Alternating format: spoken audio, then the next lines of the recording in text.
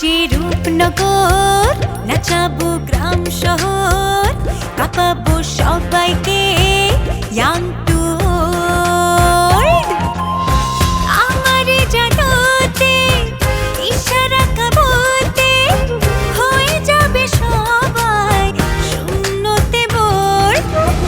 নগরের আমি রূপালী গোর, রূপনগরের আমি রূপালী গোর, রূপনগরের আমি রূপালী গোর।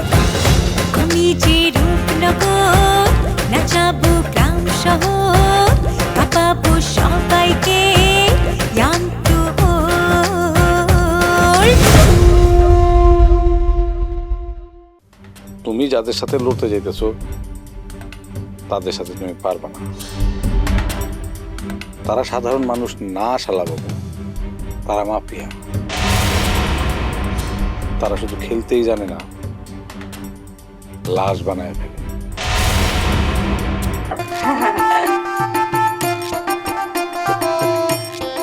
এটা তোমার জন্য আমার প্রথম উপহার। মাথার মধ্যে এখন নয়নরে মারা প্ল্যান চলতেছে। তুমি হইলে আমার আন্ধার রাতের চাঁদের বাতি, আর দিনের বেলা সূর্যের আলো। এই যে দাও, তুমি হাসিটা দিলা না? তুমি হাসলে আমার জীবনটা একেবারে বদলাইয়া যায়। আর তুমি তুমি হইলা আমার দুঃসময়ের আশ্রয়। তুমি আমার পাশে থাকলে আমার কাছে এই ভয়ঙ্কর রাইটটারও মনে হয় ভোরের স্নিগ্ধ আলোর মতো। তুমি যখন আমার পাশে থাকো না, মনে হয় আমি দুনিয়ার করে সবচেয়ে সুখী মানুষটা। সত্যি কইতেছো? তাইলে আমারে কথা দাও।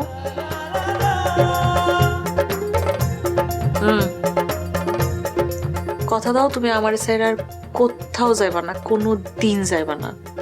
আচ্ছা ঠিক আছে, তোমার মাথা শুইয়া আমি কসম কইতাছি, তোমার সাইড আমি কোথাও কোনো দিন যাবো না, যাবো না, যাবো না।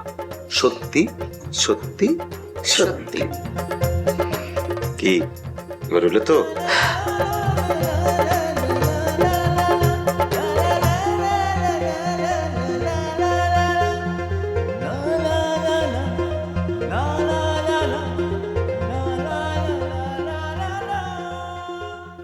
কিরে বন্ধু, ভাইরাল দিয়ে অনাইতেছে না?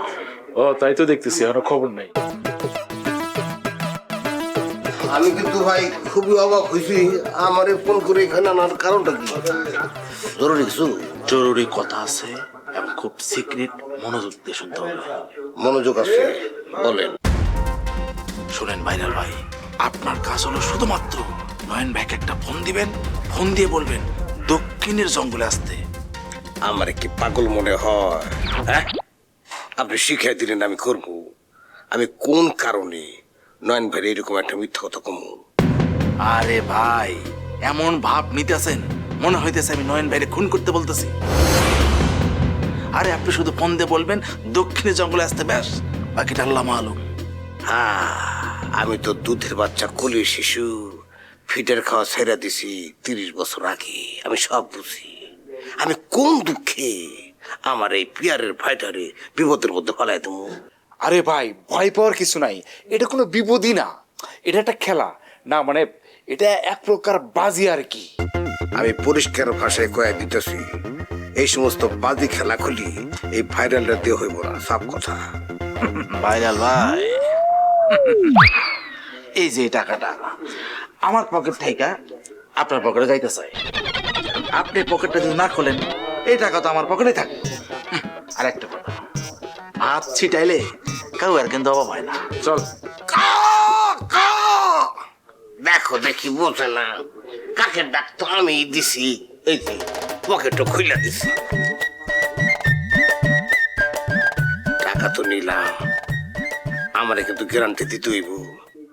এই বিষয়টা কাক পক্ষী না, কাক তো আমি হয়ে আমি বুঝে গেছি, পক্ষী যেন কোন ভাবে টের না পায়।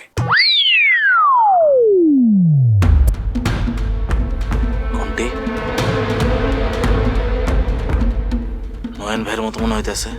হ হ, তাই তো মনে হইতেছে। চলো চল চল চল চল। আরে বেটা গাড়ি পড়ে আমাদের গাড়ি ঘুরতে পারবো না, চল গাড়ি পড়ে। এতগুলো টাকা নেওয়া কি ঠিক হইল? অবশ্যই ঠিক হইছে।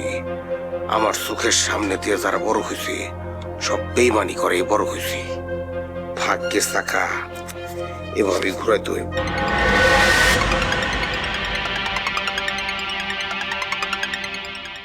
এই তোরা কই? ক্লাব ঘর বন্ধ কেন? চাবি কার কাছে? ঠিক আছে, তাড়াতাড়ি আয়, আমি ক্লাব ঘরের সামনে আছি।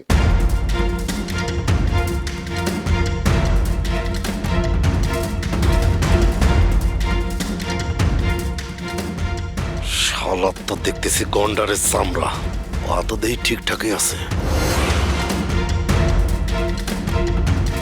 এই রুস্তম, তুই এই সময় এনে কি করতেছিস? আরে অনেক হিসাব নিকাশ করে দেখলাম যে তোর দিন শেষ, লাউড অ্যান্ড ক্লিয়ার।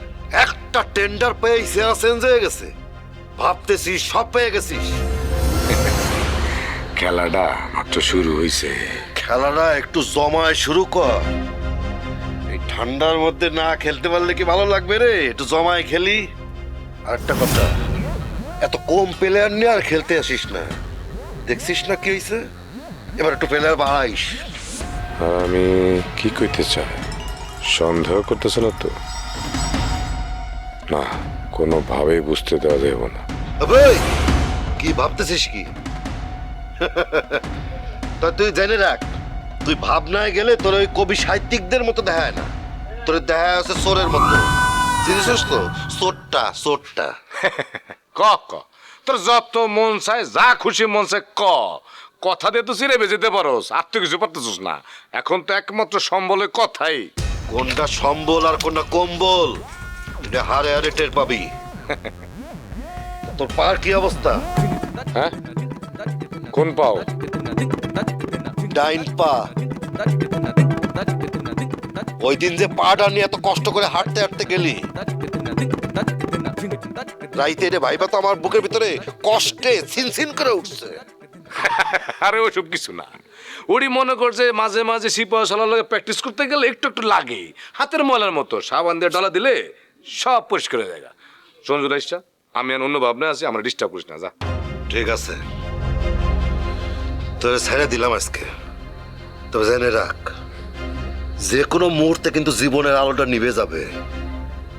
সাবধান রুস্তম।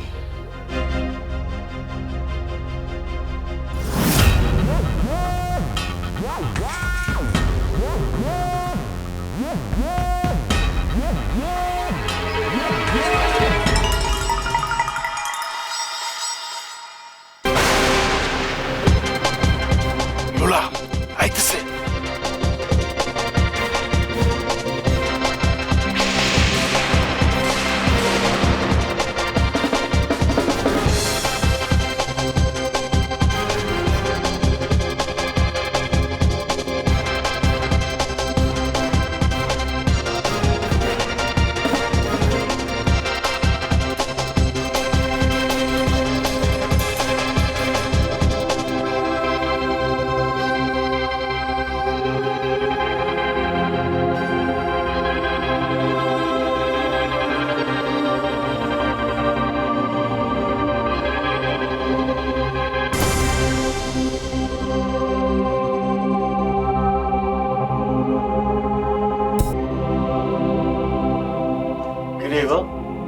এত রাতে বারান্দায় কি করিস?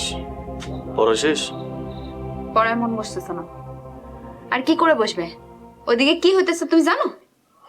ও আবার সেই নয়ন তানহা। দেখো ভাইয়া, আমি তোমার একটা কথা সত্যি করে কইয়া দিতেছি,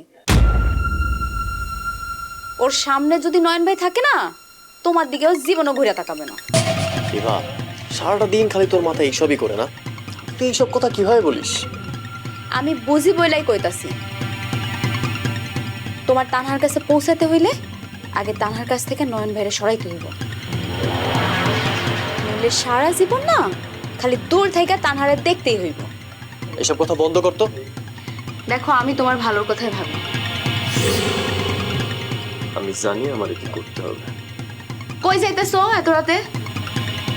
লোলারা বাইরে দাঁড়াই আছে, ওদের সাথে আমার জরুরি আলাপ আছে। থাক।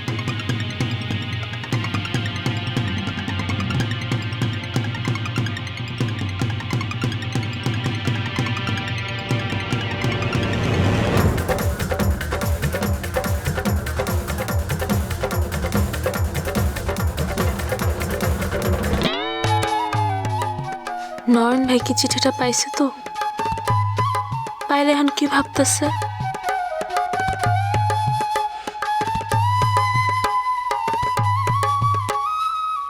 সবুজের ভেতর দাঁড়িয়ে আমি আপনাকেই খুঁজি। তানহা সে এভাবে ভাবে? জানতাম না।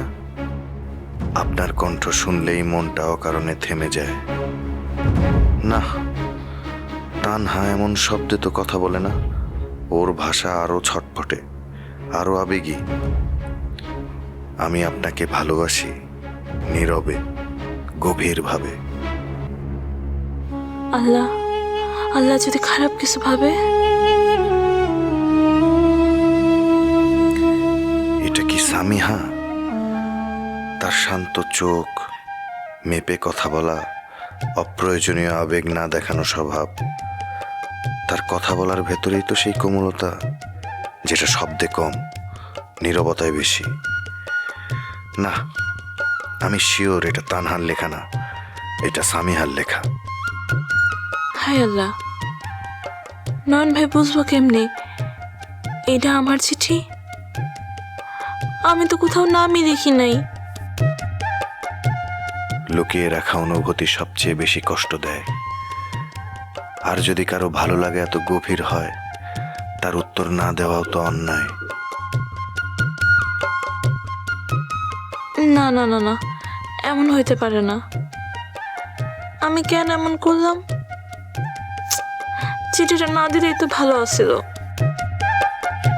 কিন্তু তারে আমি কি কমু, কি জানো তারে? আমার কি আছে? আর তার বাবাই কেন আমারে মাইনা নিব?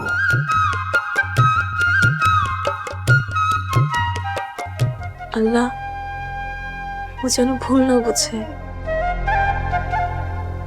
আর যদি বুঝে, সত্যটা যেন বুঝে। হৃদয় আমার নাচে রে, আজিকে ময়ূরীর মতো নাচে রে।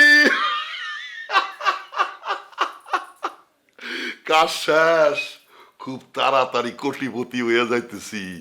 2 কোটি টাকা আসতেছে আমার কাছে।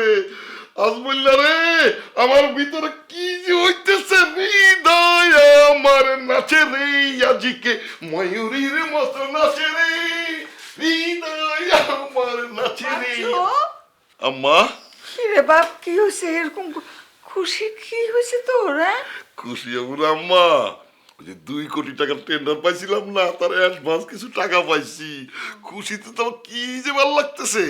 আম্মা, আপনি তো আগেই কইছি, ওই টেন্ডারটা নিয়ে যখন বাইরাইলাম, তখন দিয়ে আজমুল্লাহ বাইরে যাইতেছে। সাথে সাথে দৌড় দিয়ে ওর পিছন পিছন বারান্দায় গেলাম, ওর পাতিল মার কাছে হারানো দেখার জন্যে।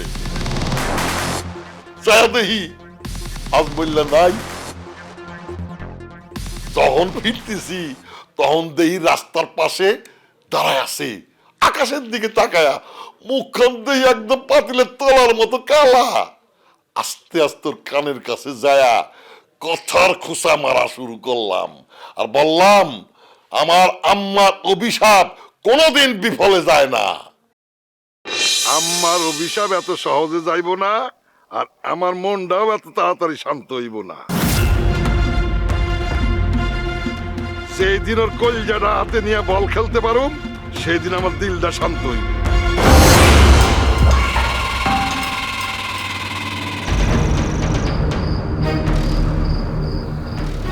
তো বাচ্চ, এই টেন্ডারেই আমার অপমানের শোধ হইব না। এমন শাস্তি দেওয়ান লাগবো, কানতে কানতে পাগল পাগলের মতো এসে আমার দুই পায়ের উপর ঝাঁপাইয়া পড়ে। সেই দিন যদি শোধ হয়, আমি সেই দিন চিন্তা করুম আরে মাফ করন যায় কিনা। আম্মা, সেই দিন বেশি দূরে না, ওই দিন একদিন আইব, আপনি কোনো চিন্তা করেন না।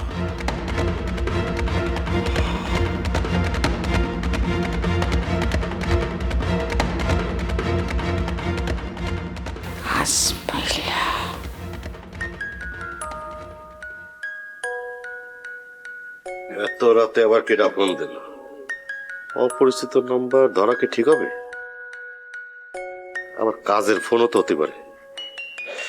আল্লাহ ভরসা। হ্যালো, কে? আমি বিদ্যুৎ, এসআই বিদ্যুৎ। ও স্যার, আপনি? স্যার, আপনি এত রাইতে? আহা জুলাস ভাই, উত্তেজিত হবেন না, আর অনুরোধ করছি আমাকে ভয় পাবেন না। পুলিশ হচ্ছে জনগণের বন্ধু। আচ্ছা শুনুন, বেশি কথা বলা যাবে না। যেখানে আছেন ঠিক আছেন তো? না স্যার, আমি এমনিতে ঠিক আছি স্যার। তো স্যার, আপনি হঠাৎ করে ফোন দিলাম যে? আমারে কালকে দেখা করতে বললেই তো আমি নিজেই চলে আসতাম স্যার। না না না, আমার সাথে এখনই দেখা করার কোনো দরকার নেই। আগের বার দেখা করার কারণে কিন্তু আজমল চেয়ারম্যান এখন আপনাকে সন্দেহ করছে। তাই এখন থেকে কথা যা হবে সব ফোনে হবে। বেসিক্যালি আমাদের যে মুভমেন্ট সেগুলো গোপন রাখার জন্য। আমি চাই না আমার জন্য আপনার কোনো ক্ষতি হোক। ওরে বাবা রে, আমারে ধমকানোর খবরও পেয়ে গেছে। স্যার, আমি বুঝতে পারছি। স্যার, আমার একটু সন্দেহ চোখে দেখতেছে, কিন্তু স্যার আমি সত্যি বলতেছি, আমি কিছু করিও নাই, কিছু বলিও নাই। আরে কে বললো আপনি কিছু করেছেন? আপনি তো কিছুই করেননি। শুনুন, আপনার কাছ থেকে আমার শুধুমাত্র কিছু ইনফরমেশন লাগবে, হেল্প বলতে পারেন, আর তার বিনিময়ে আপনার যে নিরাপত্তা সেটা আমি দেখব। আর সে নিরাপত্তার জন্যই আমি আপনাকে ফোন করলাম। শুনুন, আজমল চেয়ারম্যান এখন যে পথে হাঁটছে সে পথে সামনে অনেক বড় বিপদ। শুধুমাত্র তার জন্য না, তার আশেপাশে যারা আছে তাদের সবার জন্য। আসলে স্যার, ওই চাচার কিছু কিছু কাজে আমার সন্দেহ হয়। চাচা এমন এমন কিছু কাজ করে যাতে নিজেই অস্বস্তিতে থাকতে হয়। কিন্তু স্যার, আমি কিছুই বলতে পারি না, মানে জিজ্ঞাসা করতে গেলেই ঝাড়ি খাইতে হয়। জুলাস ভাই, আমার ধারণা আপনি অজান্তেই অনেক কিছু জানেন। আজমল চেয়ারম্যান কখন কার সাথে দেখা করে, রাত বিরাতে কোথায় যায়, তার কাছে কারা আসা যাওয়া করে, এই সব ইনফরমেশন আমাদের দরকার। স্যার, চাচা কিন্তু সব কাজে আমার সাথে নেয় না, কিছু কিছু জায়গায় আমার দূরে সরায় রাখে। আর একটা প্রশ্ন স্যার, স্যার আমি যদি কিছু জানি আর আপনারে বলি, তাহলে কি আমি কোনো পুলিশি ঝামেলায় পড়বো স্যার? না, আপনি কোনো ঝামেলায় পড়বেন না যদি আপনি ঠিক মতো সাহায্য করেন। আমাদের লক্ষ্য আজমল চেয়ারম্যানকে এখনই ধাক্কা দেয়া না। আমাদের লক্ষ্য হচ্ছে উনি যেন সামনে আরো ভয়ানক জায়গায় না যায় সেটাকে আটকানো। স্যার, এই একটা বিষয় লক্ষ্য করলাম, চাচা ইদানিং সবসময় রেগে রেগে থাকে, কথায় কথায় হুমকি দামকি দেয়। এটাই বিপদের লক্ষণ। ক্ষমতা হারানোর ভয় মানুষকে অন্ধ করে দেয়। আচ্ছা স্যার, আমি কি করতে পারি কোন তো? আপনি যা জানেন তা ঠিকঠাক মনে রাখেন। নাম, জায়গা, সময়, সবকিছু।